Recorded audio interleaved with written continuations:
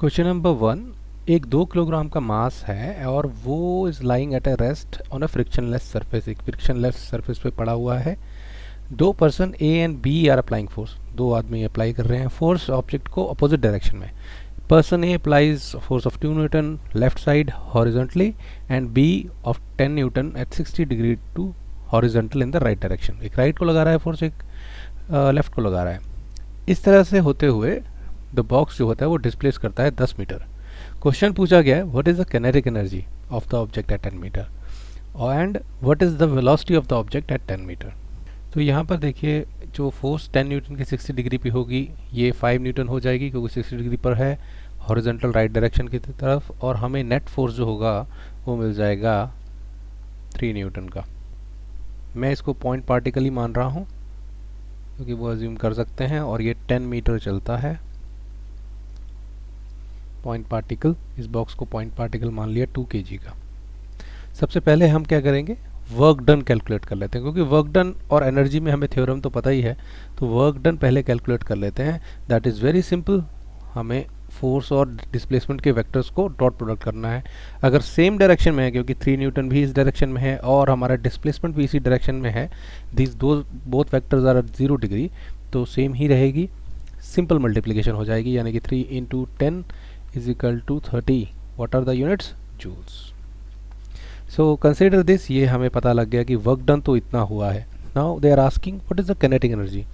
तो उसके लिए हमारे पास थ्योरम है delta K E is equal to work done. तो जितना भी आपने वर्क डन किया है it's a positive work first thing, क्योंकि आप एनर्जी देना चाह रहे हैं ऑब्जेक्ट में, और जो चेंज इन किनेटिक एनर्जी होगा वो वर्क डन के इक्वल होगा। वर्क डन हम कैलकुलेट कर चुके हैं, तो let's solve this now. Half mvf square minus half mvi square is equal to 30 joules. Okay, and now you know हमें पता है कि स्टार्टिंग पे ये रेस्ट पे था, it was just lying on the floor, तो इनिशियल वेलोसिटी 0 होगी, तो ये सारा कंपोनेंट हो जाएगा 0। तो we can say half mvf square is equal to 30 joules. And what is this? This is the kinetic energy at 10 metre. तो 10 metre पे कितनी एनर्जी होगी? जी हाँ, एग्जैक्टली आपने जितना वर्क डन किया है वो अब वर्क डन ट्रांसफ़र हो चुका है एनर्जी में। कौन सी एनर्जी में? काइनेटिक एनर्जी में। एंड उसकी वैल्यू सेम ही रहने वाली है। अगर आपने वर्क डन कैलकुलेट कर लिया था तो ऑटोमेटिकली उस पॉइंट पे 10 मीटर पे आपने काइनेटिक एनर्जी भी कैलकुलेट कर ली है। जो हमने काम किया उस काम के कारण इस ऑब्जेक्ट को एक एनर्जी मिल गई है, और वो एनर्जी कौन सी है? That is a kinetic energy, motion की एनर्जी। इसकी कुछ वेलोसिटी आ जाएगी। तो काइनेटिक एनर्जी तो हो गया कि व्हाटएवर जो भी वर्क डन है वही इसकी काइनेटिक एनर्जी होगी। तो अब क्या क्वेश्चन हो जाएगा? हमारा क्वेश्चन कन्वर्ट हो गया है mvf square is equal to 30। इसमें हमें vf निकालना है और mv हमें पता है 2 kg का है, तो डाल दीजिए into vf square is equal to 30, या इसको मैं लिख सकता हूँ, ये तो कट जाएगा। vf क्या हो जाएगा? vf हो जाएगा अंडर रूट 30, जिसकी वैल्यू लगभग आएगी 5.47 के लगभग। सेकंड क्वेश्चन पूछा गया है, दो मासेस हैं 2 kg का और 20 kg का, वो फ्लोर पे फ्रिक्शनलेस सरफेस पे पड़े हैं। दोनों पर 10 न्यूटन की फोर्स लगती है राइट डायरेक्शन की तरफ, और बॉक्स राइट डायरेक्शन को 10 मीटर मूव करता है। काइनेटिक एनर्जी दोनों बॉक्सेस की कितनी होगी और वेलोसिटी क्या होगी बॉक्सेस की एट 10 मीटर्स। तो यहाँ पर ये सेकंड क्वेश्चन लिखा हुआ है। यहाँ पर देखिए 2 किलोग्राम का मास है, पॉइंट मास माना दोनों को, और 10 मीटर की हमारी जो हो रहा है डिस्प्लेसमेंट हो रही है। दोनों में 10 न्यूटन की फोर्स लग रही है। वर्क डन कैलकुलेट कर लेते हैं। वर्क डन दोनों के केस में कितना होगा? 10 इंटू 10 ही होगा, यानी कि 100 जूल्स का काम होगा दोनों में, क्योंकि फोर्स वो है सेम डायरेक्शन में है, डिस्प्लेसमेंट भी सेम है, तो वर्क डन जो है वो 10 इंटू 10, यहाँ पर फोर्स यहाँ पर displacement, simple multiplication. Why? Because they are both displacement and force in the same direction. अब देखिए ये जो वर्क डन होगा ये काइनेटिक एनर्जी बन जाएगा यहाँ तक इन ऑब्जेक्ट्स की, क्योंकि स्टार्टिंग में हमने स्टेशनरी माना हुआ है और फ्रिक्शनलेस सरफेस है, तो कोई एनर्जी वेस्ट नहीं होगी। जितना आपने काम किया वही इसकी एनर्जी बन जाएगी। सी है। तो सबसे पहले 2 kg वाले का देखते हैं। तो टू हमें वर्क एनर्जी थ्योरम लगा रहे हैं कि जो भी डिफरेंस होगा काइनेटिक एनर्जी में वो वर्क डन के इक्वल हो जाएगा। काम कितना किया गया है इस पे 100 जूल्स का किया गया है, अभी हमने कैलकुलेट किया। चेंज इन काइनेटिक एनर्जी कितना हो जाएगा, M V F final squared minus half M V F V I squared sorry is equal to 100 joules. क्योंकि वी आई ज़ीरो है दिस गोज़ टू ज़ीरो और हमें यहाँ मिल जाएगा half M V I square is equal to 100। यहाँ पर मैं इसको सॉल्व कर रहा हूँ, 2 डाल देता हूँ यहाँ पर, 2 kg मास है ना इसलिए m की जगह 2 डाल दिया। वी एफ स्क्वेयर सॉरी ये वी एफ स्क्वेयर होगा, V F square is equal to 100, 2 से 2 कट गया। V F is equal to V F square is equal to 100 and V F is equal to under root of 100 which is 10 metre per second. तो इसकी speed क्या हो जाएगी 10 metre बाद, what is the velocity 10 metre per second. 20 kg के लिए भी change in kinetic energy 100 joules की ही होगी क्योंकि उतनी ही तो वर्क डन किया गया, इस पर भी सेम वर्क डन किया गया बट और सेम चीज़ हुई। वी आई ज़ीरो है तो half M V F square ये तो हमें मिलना ही है दोनों क्वेश्चंस के लिए, बट यहाँ पर चेंज क्या हो रहा है देखिए, मास डिफरेंट होगा। यहाँ पर मास 20 kg का है तो वी एफ भी उस हिसाब से हमारी वैल्यू आएगी, कम आएगी क्योंकि कम एक्सेलरेशन कर पाएंगे। देख लेते हैं 10 into V F square is equal to 100 या हम बोल सकते हैं V F square is equal to 10 and V F is equal to under root 10 जिसकी वैल्यू आती है 3.16 मीटर पर सेकेंड। यहाँ पर ध्यान दीजिए जो काइनेटिक एनर्जी है दोनों केसेस में 100 जूल की, क्योंकि काम दोनों पर सेम किया गया है तो सेम ही एनर्जी आप कन्वर्ट कर पाओगे, सेम ही एनर्जी आप सिस्टम को दे पाओगे। बट सिस्टम पर उस एनर्जी से कितनी काइनेटिक एनर्जी आती है वो तो सेम ही रहेगी, बट यस क्योंकि मास डिफरेंट हो सकते हैं। जैसे ये देखिए 2 kg का जो मास था वो 10 मीटर पर सेकेंड की स्पीड पर पहुँच गया और ये 20 kg का मास कितनी स्पीड पे पहुंच पाया, 3.1 मीटर पर सेकंड की स्पीड पर ही पहुंच पाया। स्पीड तो कम ही है इसकी, बट क्योंकि याद रखिए जो काइनेटिक एनर्जी है उसमें मास मैटर करता है, ये क्योंकि मास और वेलोसिटी का प्रोडक्ट है। तो यहाँ पर जब मैं वेलोसिटी 3.16 स्क्वायर करूँगा और 20 kg मास डाल दूंगा यहाँ पर तो एनर्जी की वैल्यू 100 ही आनी है।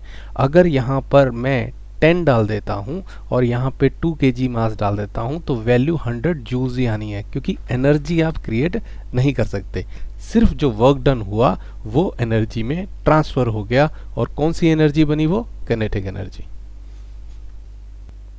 यहाँ पर देखिए थर्ड क्वेश्चन, एक ब्लॉक है 2 किलोग्राम का जो एक रफ सरफेस पे रेस्टिंग पोजीशन में है, यानी कि वी आई इक्वल टू 0 है और रफ सरफेस है, इसका मतलब फ्रिक्शनलेस नहीं मान सकते इसको, इसका कुछ जो है कोफिशिएंट ऑफ फ्रिक्शन होगा, दैट इज फ्रिक्शन फोर्स कुछ होगी और कोफिशिएंट ऑफ फ्रिक्शन आपको 0.1 दे रखा है।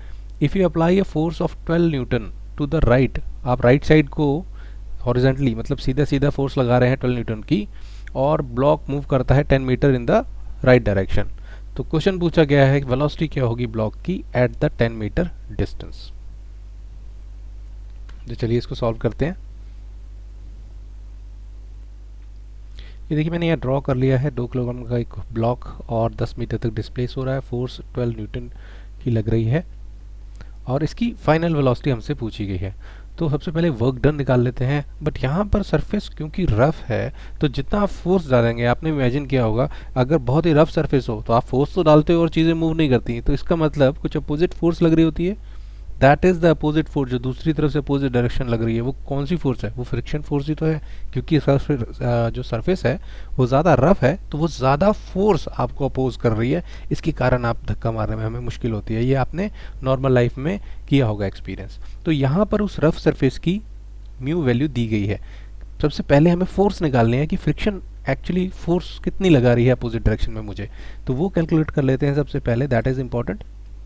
अगर ये 2 kg का है मास जैसे यहाँ पर, तो हमारा जो भी वेट होगा इसका कितना हो जाएगा, दैट इज mg, यानी कि मास कितना है 2 और जी अर्थ के सरफेस पे 10 मैं ले लेता हूँ, अराउंड 9.8 लेते हैं मीटर पर सेकंड स्क्वायर, मैंने 10 राउंड ऑफ करके ले लिया, तो 20 न्यूटन की फोर्स उसको नीचे लग रही है।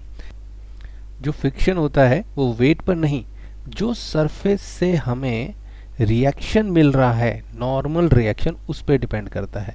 क्योंकि ये सरफेस एकदम फ्लैट है और ये ऑब्जेक्ट हमें बोला है स्टेशनरी, ये क्यों होगा कि जितना वेट नीचे लग रहा होगा, जितना फोर्स लग रहा होगा इस ऑब्जेक्ट का, उतना ही ऊपर नॉर्मल रिएक्शन मिल रहा होगा, नॉर्मल रिएक्शन मिल रहा होगा। यानी कि नीचे फोर्स कितना है 20, तो ऊपर भी 20 न्यूटन का रिएक्शन मिल रहा है normal to this surface. Normal मतलब परपेंडिकुलर टू दिस सरफेस। तो ये हो गया नॉर्मल। म्यू हमें दिया हुआ है।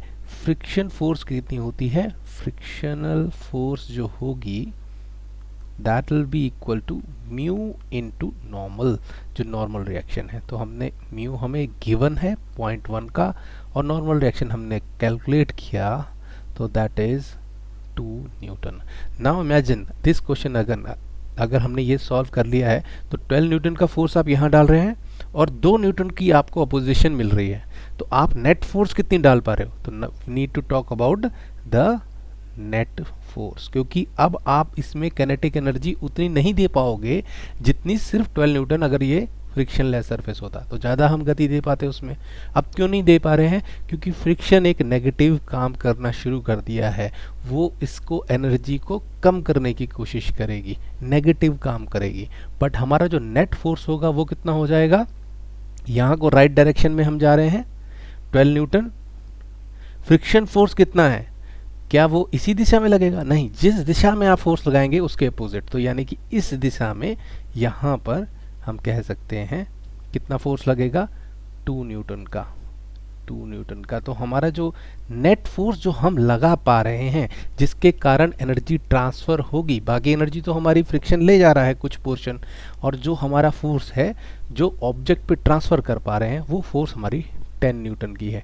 10 न्यूटन की फोर्स हम लगा पा रहे हैं नेट इस दिशा की तरफ, राइट साइड में। कितने मीटर हम ले गए, 10 मीटर। तो what is the work done, तो यहाँ पे ज़रूरी है हम नेट फोर्स लें, तो हम हमेशा नेट फोर्स ही लेते हैं। ज़्यादातर अगर सिंगुलर होती है तो हम नेट फोर्स ही है वो ये अज्यूम करके चलते हैं, बट जब ज़्यादा फोर्सेस एक ही ऑब्जेक्ट पे लग रही हों तो कैलकुलेट कर लेना चाहिए, उनका वेक्टर एडिशन कर लेना चाहिए, और उसके बाद नेट फोर्स से वर्क डन निकालना चाहिए।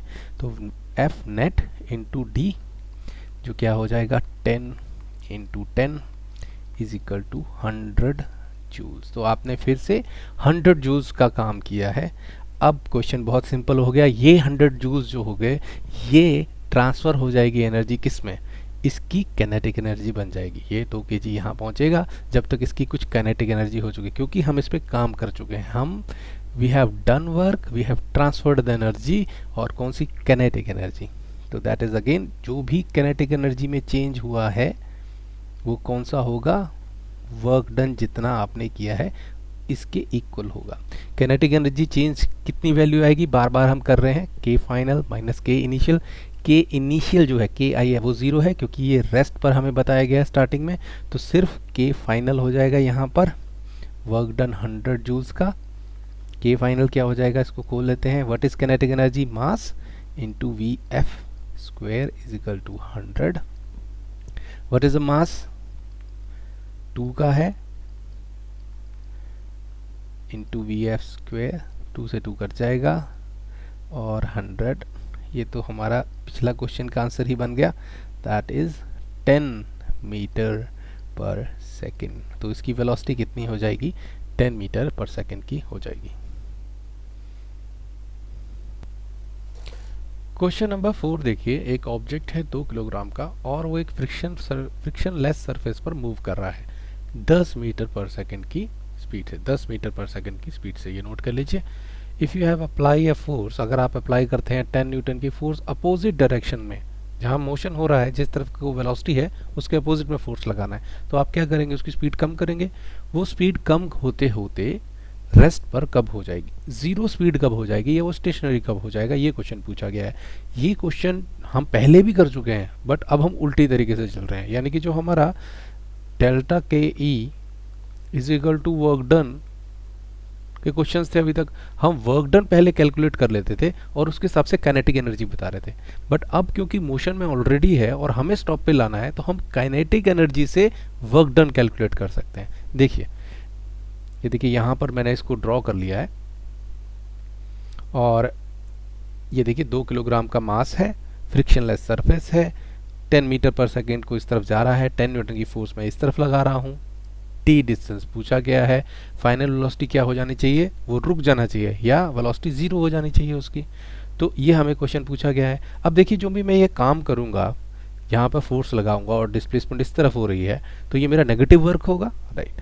तो काइनेटिक एनर्जी क्या होगी इसकी, what will be the change in kinetic energy, यहाँ से यहाँ तक देख लेते हैं। What is the delta K E, what is the delta K E पहले कैलकुलेट कर लेते हैं। दैट इज फॉर्मूला सेम रहेगा, M V F square minus I square, final minus initial, final kinetic energy minus initial kinetic energy. Final kinetic energy हम क्या करना चाहते हैं, वी एफ को 0 करना चाहते हैं, तो दिस गोज टू 0। तो हमारा जो चेंज इन काइनेटिक एनर्जी है दैट इज अ नेगेटिव, यानी कि माइनस हाफ, एम क्या है 2 है, वी आई क्या है, देखिए इनिशियल वेलोसिटी क्या है 10 का स्क्वायर है, कितना आ जाएगा -100 जूल्स। तो माइनस का मतलब क्या है, इससे एनर्जी ले ली गई। एनर्जी लेने के लिए हमें क्या करना पड़ता है, नेगेटिव वर्क डन करना पड़ता है। तो डेल्टा के ई यानी कि वर्क काइनेटिक एनर्जी इक्वेशन में डेल्टा के ई निकाल लिया। अब ये ही क्या होगा, इक्वल टू वर्क डन होगा। वो कौन करेगा, ये फोर्स करेगी 10 न्यूटन फोर्स की, वो देख लेते हैं। तो अभी हम पहले हमने ये निकाला, अब हम वर्क डन निकाल लेते हैं, क्योंकि ये दोनों इक्वल होने चाहिए। What will be the work done, 10 Newton की फोर्स है, फोर्स इनटू डिस्प्लेसमेंट ही होता है, मल्टीप्लाइड बट कोई डिस्टेंस होगा जहाँ पर ये 0 वेलोसिटी हो जाएगी, उसको डी ही मान लेते हैं क्योंकि ये हमें कैलकुलेट करना है। तो 10d, और ये फोर्स जो वर्क डन होगा ये कौन सा होगा, पॉजिटिव होगा negative, what you are trying to do, आप उसकी एनर्जी ट्रांसफर आउट कर रहे हो, उसकी एनर्जी कम करना चाह रहे हो, तो नेगेटिव वर्क डन होगा। या तो इस तरह से देख सकते हैं, या फिर देख लीजिए फोर्स की डायरेक्शन एंड द डिस्प्लेसमेंट की direction, they are at 180 degree, cos 180 degree क्या होता है -1 होता है, तो उस तरह से भी आ सकते हैं। तो -10d ये वर्क डन और ये डेल्टा के ई। तो अब हमारा क्वेश्चन बहुत सिंपल हो गया, -10d इज इक्वल टू -100, और माइनस माइनस कट जाएगा और 10d क्या हो जाएगा 10 metres.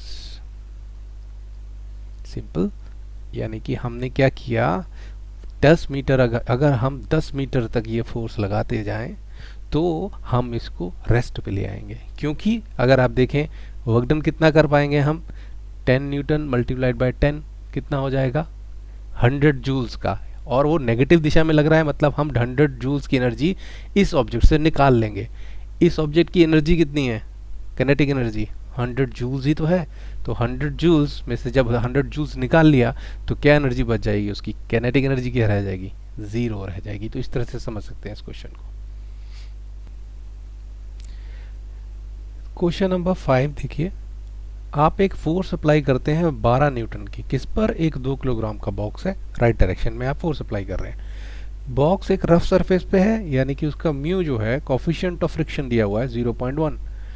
You stop applying the force after 10 metre, आप 10 मीटर तक वो फोर्स लगाते हैं और उसके बाद छोड़ देते हैं। उसके बाद मतलब आप फोर्स लगाना बंद कर रहे हैं, रोक दे रहे हैं। क्वेश्चन हमसे पूछा गया है, calculate how much distance the box will slide after 10 metre. 10 metre जब आपने फोर्स हटाई उसके बाद जो बॉक्स है वो कितना मूव करेगा, कितना स्लाइड करेगा, ये क्वेश्चन हमसे पूछा गया है। तो पहले इस क्वेश्चन को थोड़ा ड्रॉ कर लेते हैं। तो चलिए, इस क्वेश्चन को मैंने यहाँ ड्रॉ कर लिया है।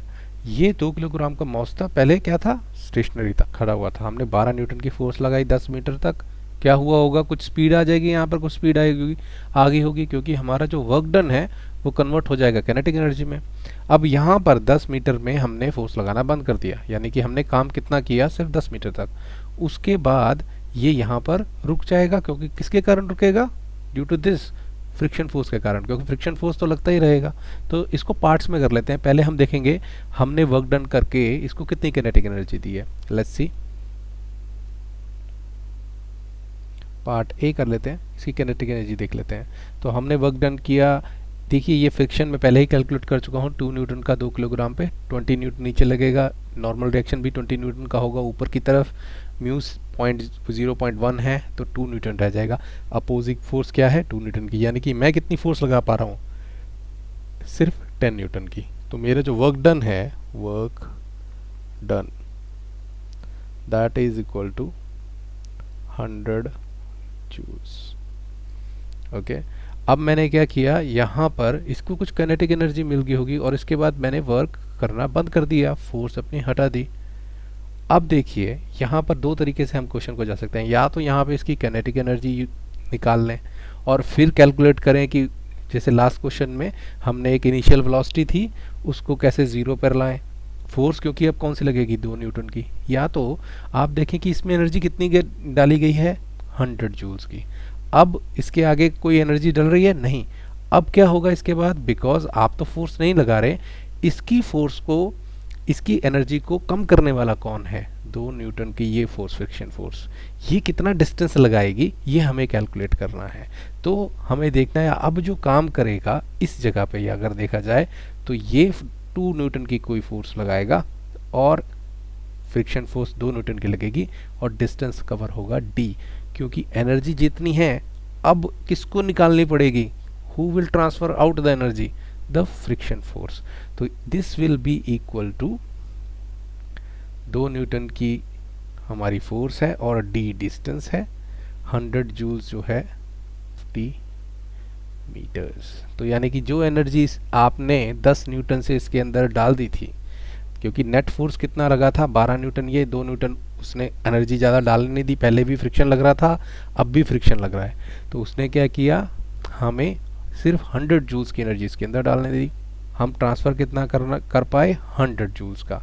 उसके बाद हमने क्या किया, फोर्स लगानी हटा दी, तो जो एनर्जी उसके अंदर थी वो एनर्जी अब कौन कम करेगा, that is our frictional force. Force into distance किया, that is you are doing the negative work. And अगर देखा जाए डेल्टा के ई, अगर सिर्फ इस सिनेरियो को लिया जाए तो डेल्टा के ई भी नेगेटिव होगा, क्योंकि हम चाहते हैं कि ये स्टेशनरी हो जाए या वी एफ इजिकल टू 0 हो जाए। तो डेल्टा के ई भी नेगेटिव होगा, -100 जूल्स का हो जाएगा इस जगह, और 2d भी नेगेटिव हो जाएगा, फोर्स यहाँ लगा रहे हैं, डिस्टेंस इस तरफ लग रहा है। तो उसी तरह से इक्वेशन बनेगी, अगर पॉजिटिव लें, नेगेटिव नेगेटिव तो कैंसिल हो ही जाने हैं, तो 100 joules equal to 2 into D हो जाएगा, D is equal to 50 metres हो जाएगा। देखिए 10 मीटर तक काम किया, पर अब बेचारी फोर्स कम न्यूटन की है, देखिए 2 न्यूटन की है, इसलिए इसको वो काम करने के लिए ज़्यादा डिस्टेंस कवर करना पड़ा।